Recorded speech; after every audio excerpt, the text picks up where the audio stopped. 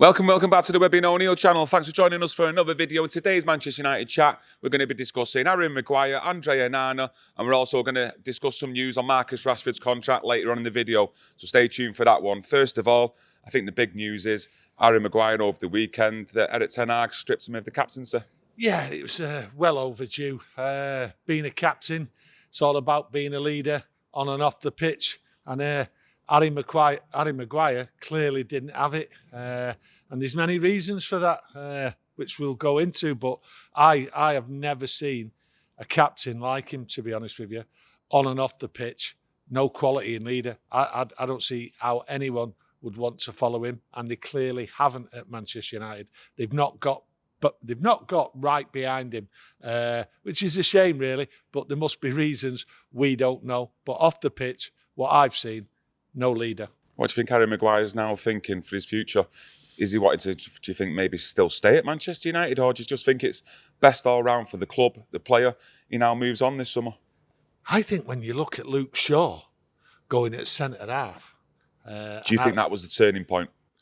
Well, maybe not in Harry Maguire's head, because I can't work his head out sometimes, the way he comes out with things. But as a footballer, that tells you you're way down in the pecking order. And then if Eric Bailly hadn't have been injured as much, I think he'd have been behind him. But let us know what you think on that. I've not heard that one before. Big statement. I know what you mean. But Bailly was playing football. It was only his injuries why we got rid of him. We didn't want him. So if he hadn't been as injured as much, Maguire would have been under serious pressure here now. Eric Bailly would have suited the high line, though, like Erik Ten Hag likes to play, which, you know, your hands on your head sometimes when you see Maguire on that halfway line, because he's a bit slow with the turn. Yeah. His pace isn't there as well. Yeah, so with Maguire, the writing was on the wall 100%, with Luke Shaw being there. So he really, if he doesn't get that, then, it's baffling.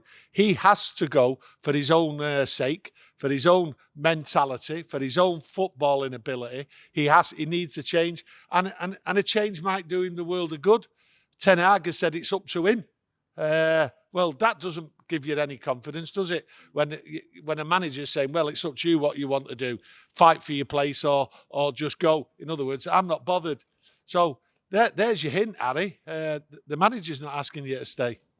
Yeah, the thing is, I think there'd be a lot of players out there when that decision was made, and you've seen Luke Shaw come in at centre-back for Manchester United. A lot of players would have been on the phone to their agent straight away. Get me out of this football club, going out there, start having talks with other teams, see where they can move to in the summer.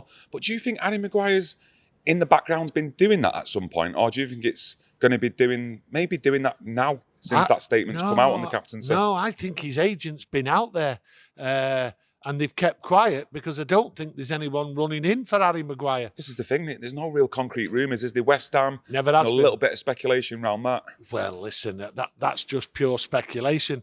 But I'll tell you what, I've not seen anybody out there saying they want Harry Maguire.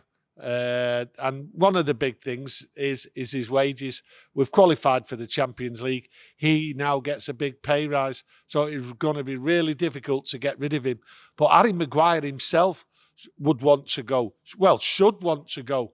But I just believe that when I listen to him talk in his interviews and that, I think he's completely deluded in what's going on around him on the pitch and everything at Manchester United. I absolutely do. So also think in his head as well, his own football ability in what he can and can't do on the pitch.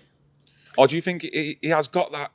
He has got a pretty good mindset in terms of how he looks forward, how he's positive in his own mind in thinking, I can get back to a level where I am a top football player. Well, listen, he can get back to playing football in a team, but not this club. The club's too big for him. Clearly, as a captain, as soon as he took it on, it absolutely drowned him. Everything about it. I mean, when I talk about off the pitch, when he went to Greece, he went there as though it was a jolly boys outing. You can't do that. He went round the bars with his entourage, from bar to bar, from restaurant to restaurant in the town. You cannot do that as a Manchester United captain. You are a target every minute of every day. And to go round there as a captain of Manchester United didn't make sense whatsoever.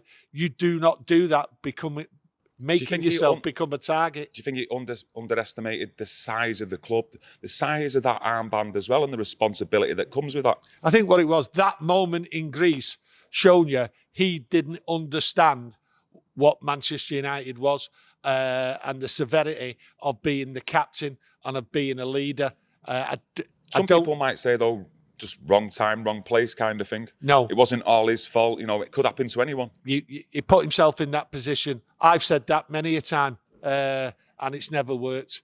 Do you know what I mean? It's just the wrong time. No. You put yourself in that position.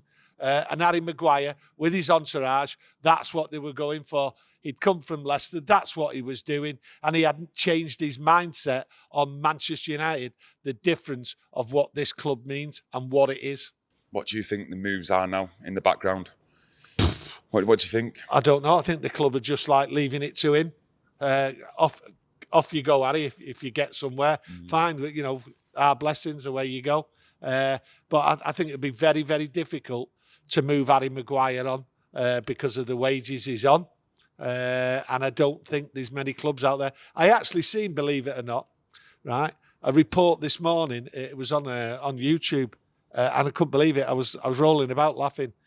What's the name? Loads of teams are fighting over Harry Maguire. I just laughed at it. You know what I mean? Do you think that's a bit of PR from his camp? No. It was what's the name? It was a YouTuber doing a. Oh right. Yeah, it was a YouTuber. Oh, so it wasn't like a no, Sky it was a YouTuber like that, yeah. giving it like, you know, like there's a big shout for for Harry Maguire from loads of teams. Couldn't believe it. And there's a couple of others. I don't see anybody out there clamouring for Harry Maguire. Do you think it'd be good for Harry Maguire to maybe take the Chris Smalling route in his career and maybe look overseas where the pressure won't be as tense as what it is here at Manchester United, and it might be better for him to get his career back on track? Yeah, without a shadow of a doubt, yeah. Looking overseas and everything, but maybe the Italian league, down that level. But who's going to pay? Who's going to pay his wages? Manchester United have got themselves in a little bit of a pickle here, not just with Harry Maguire, with several players, with the amount of wages what they pay. When it's time to move players on, right, it's going to be proving difficult. And Harry Maguire, there's going to have to be some kind of a deal, and £40 million. But he doesn't. I've got to be honest, though, he doesn't really strike me as a person who would just want to stay here for the money, though, and sit on the bench week in, week out. I don't think he's that type of person, to be perfectly honest with you. I think he'd still, at his age, he's still got plenty of life left in him in terms of football, how many more years he can play at a decent level. So for me, I do expect him to go out there and search for other clubs this summer. Nothing surprises me with these footballers. So I wouldn't be shocked if Harry Maguire stays. He's, like I've said to you before, he comes out with some statements, do you know what I mean? Yeah. And the statements just don't face reality. So don't be surprised with what Harry Maguire does, runs down his contract. I know, but we've had the discussion before where, you know, Harry Maguire clearly loves, and he's a proud man playing for England. He wants to play there. And, you know, there's tournaments coming up there next year. And you think to yourself, what Gareth Southgate said back in May about it is a concern, the lack of football he played last season. So Harry Maguire's got to look at himself and think, how many games did he play last year? About 16 games for Manchester United. That's going to get less and less if he was to stay this season, and it could jeopardise his England future. Harry Maguire is going to look after himself, after his family, and after his future.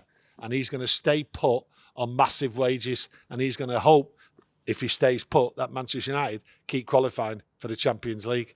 That's Harry Maguire. That's how I see it. Do not be surprised what footballers do and how they think.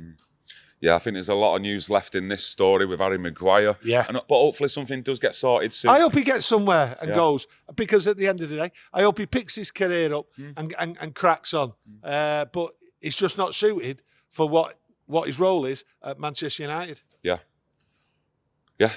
Andre Onana. I was going to call him Victor Onana again. Keep calling him Victor, I don't know why. But Andre Onana, yeah. Fabrizio Romano give a here we go over the weekend. And he could possibly be travelling to Manchester today or on Tuesday. So yeah, well, everything looks sound. It just seems to be dragging on, doesn't it, of the last 7-10 days. I thought he'd have signed last week, but it's the goalkeeper what we need. We know that Inter Milan have got their goalkeeper now. So he's here now. He should be here today on Monday. Get his medical done, and hopefully everything will be done tonight. Maybe Tuesday at the latest. I did see something about a visa. He's going to need a visa sorting, fast tracking from Manchester United to go on the USA tour. Well, United will sort that out, won't they? They know what they're doing. I think that will have been in order for a while. So be a big bonus if he can get over there as well. Sooner he gets in the team, the better. Everyone gets used to each other in the back line. Listen, he has to get over there. He has to get in with his new teammates. He has to get into gear before the season starts about the new style and how everyone's going to work it. So if he doesn't go on that pre-season tour and train and get match fitness and everything, that could be a bit of a disaster at the start of the season. But, I think United will sort that out. Another hiccup in the life of Manchester United. But there you go. Don't like everything going smooth, do we? No, a bit of chaos sometimes. It's good to see. Marcus Rashford, done a video about 6 days ago. Yeah. Discussing Marcus Rashford, wondering what the hold-up was with him not putting pen to paper on a contract. But all reports are saying today on Monday that he's close to signing that now. Yeah, he's close to signing it. I said the other day that I thought he'd go. All the signs pointed that way. The news what's come out today is that PSG, obviously we all know about that, and there were other clubs looking for him. So it looks like there's an agreement in principle. Marcus Rashford's to sign. I think Erik Ten Hag will be over the moon with that because that means he's got, Rashford, Garnacho there. He's got players fighting for the position. He's got Sancho, who's got to improve up there. He's got Anthony. He's got Palestri coming through, and he needs to get a centre forward. So I think if he gets that centre forward, having Marcus Rashford sign up for a 4 or 5 year deal, I think he'll be over the moon with the way this summer's gone. And to me, Marcus Rashford, get his head down and let's hope he performs and scores goals and carries on doing what he's doing. And it can only be good for Manchester United that he's now signed, well, in principle, a long-term future. Yeah, I'm over the moon myself, to be honest with you. I'm really happy that that's going to get signed. I am a fan of Marcus Rashford, I've got to be honest. Just before I go, we was talking about Harry Maguire, the captain. Who's going to be the captain then? Who's going to be captain? I think Martinez. That's looking at it since we spoke about it the other day. I think Martinez might be captain. I think that's what you need. Captain who's at the back, pushing forward. That's what you want. I don't think Bruno. I think Bruno needs to concentrate more on his own game and not have. So why do you think that armband for Bruno is a distraction? Because he's a distraction. He gets distracted. He gets into conversations with the referees. He gets into conversation with players, waving his arms about and all that. That's not what you need. You need someone who's at the back, watching the game, who's going forward with the ball. Marshalling it. That's right. He's in charge from the back, and away they go. So to me, it's Martinez. No, I agree with you there. I just can't see it happening. I just think it's maybe just too soon in Martinez's United career. He's only been at the club, barely 12 months. I think he just needs a bit more time to settle in, like we've just discussed with Harry Maguire. The weight of that armband at Manchester United, the size of the club, to take that on, I just think it's a bit too soon, and I think we need Martinez to settle in for another 2 to 3 years. Then I'd be all over it. Give him that captain's armband. Martinez, like some people who I know, are born leaders. Oh. They don't need time.